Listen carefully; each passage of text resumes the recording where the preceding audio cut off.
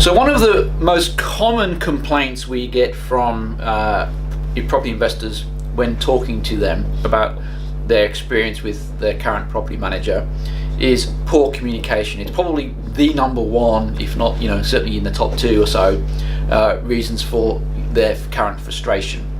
So what should you expect from a property manager when it comes to communication? What does good communication actually look like, and what can you expect when you do business with Pro Edge Rentals?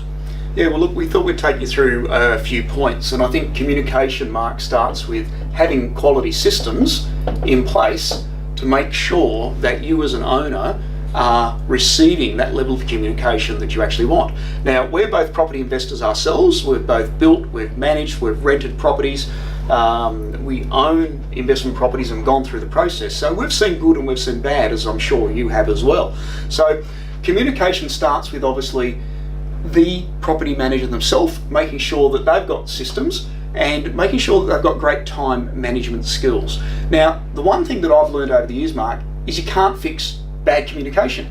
If they've got poor communication, you actually can't do anything about it. Simply as an owner saying, well, we'll give them another 3 months and see if it improves, they're naturally bad communicators. So that position is not going to change. So what we like to do is we like to make sure obviously you have systems in place to control obviously workflows, to control time, to control stress levels, to control overwork and the number of properties that property managers actually manages. Now that directly affects the communication. So as Mark said, what do you actually expect? Well, at the very least, you expect to have a phone call returned. I mean, that's just common courtesy at the end of the day. Yep. You expect to have your emails returned. Now, they usually go hand in hand, yet you'd be surprised by the number of owners who actually say they constantly leave messages and they don't get anything back. So imagine yourself as a tenant as well, wanting to rent your property and your property's vacant. If you're experiencing that as an owner, imagine what the tenants are getting, because that certainly adds up, and of course it comes back to that level of communication. So I guess, Mark, like sometimes obviously there are different aspects on what the property manager may think. They might think, well, they've got nothing to say. Yeah, that's quite often the case. And it comes down to the philosophy and the culture of the company. It comes down to the experience levels of the property manager. And sometimes the property manager can actually be afraid to pick up the phone and speak to the owner. And then we find that quite often that, if there's a negative outcome, for example, if you've got a vacancy and there's been an open home and no one's turned up, the property manager is actually afraid to give you a call because they don't want to give you bad news.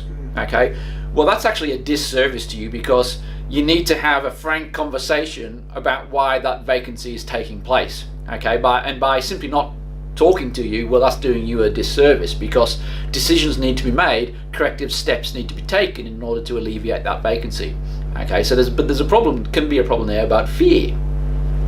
Again, experience, if there's nothing to say, well, why do I need to pick up the phone? Well, again, that's counterintuitive. You need to be communicating to you to say, look, well, at the moment there's nothing happening, these are the reasons why, these are the things that we need to do to fix it. So there's that element there as well. Yeah, like I think, Mark, you've hit the number one item there, the number one aspect of communication, of why they get poor communication. The owner suffers as a result usually of that fear by the property manager that they don't want to convey bad news. I mean, nobody likes to give people bad news, but you've got to remember, we're a professional company and we're giving you our recommendations and advice on what you need to rent your property, or what you need to maximise the rent on your property. Yeah. So we're here to actually tell you what you need to do. And the same goes, once again, you've got a bad tenant in place. Imagine a property manager with very little experience or very little systems in place that now has to confront the owner with a bad or a poor tenant. So what happens is a lot of owners will get their rental statements and say, well, why haven't I got any rent this month? And then of course they ring up their property manager. Their property manager says, well, I'm sorry, your tenant didn't pay rent, we've breached them. Well, all that should have been handled by having better communication at the start of the process to make sure that the landlord actually understands what's going on with his property. Yeah, there should be no surprises. One of the things that we, ensure in our business is that there are no surprises for owners. So they don't get a statement at the end of the month with no rent. They don't get to an end of a tenancy and there's holes in walls and roofs falling off and all that sort of things. Okay, there should be no major surprises for you as an investor. Yeah, like if there are, you've got a problem with your current property manager, and look, please come and talk to us here.